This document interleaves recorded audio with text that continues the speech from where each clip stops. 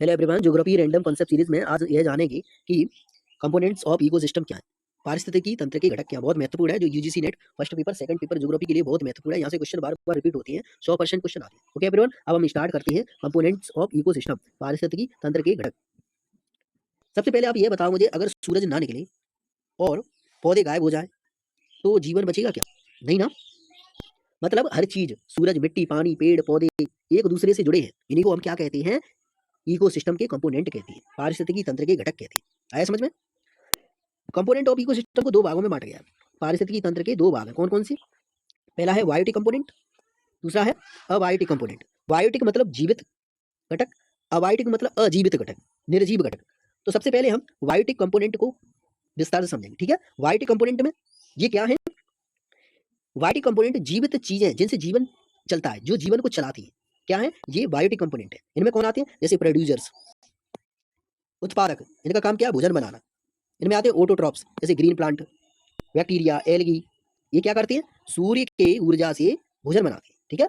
और केमोट्रॉप्स, नेक्स्ट है कंज्यूमर, उपभोक्ता, ये क्या करती है? ये भोजन को खाती है। इनमें कौन आते हैं? जैसे herbivores, carnivores, omnivores, detritivores. Okay. Next है डिकम्पोजर, अपघटक।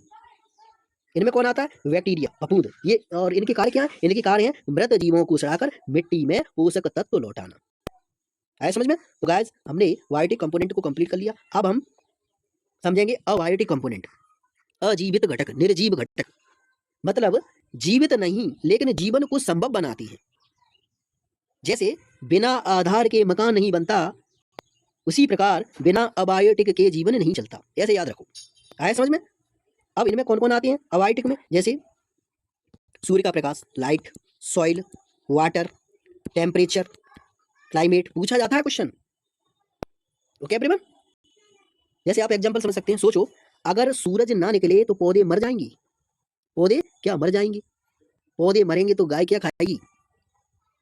अगर गाय नहीं होगी तो बाघ क्या खाएगा?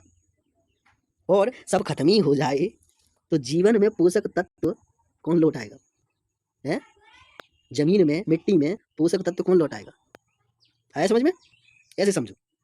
तो गाइस, अगर आपको ये कॉन्सेप्ट क्लियर हुआ हो तो आप अपना फीडबैक जरूर दें और ज़्यादा से ज़्यादा अपने दोस्तों को शेयर करें, जिससे उनको भी पता चले कि किस तरह कॉन्सेप्ट क्लियर कराए जा रहे हैं geography of random concept series में, जो केपीओ सर के द्वारा चलाई जा रही है। ओके एवरीवन, तो आप ऐसी हमारी इस ज्योग्राफी रैंडम कॉन्सेप्ट सीरीज से जुड़े रहें।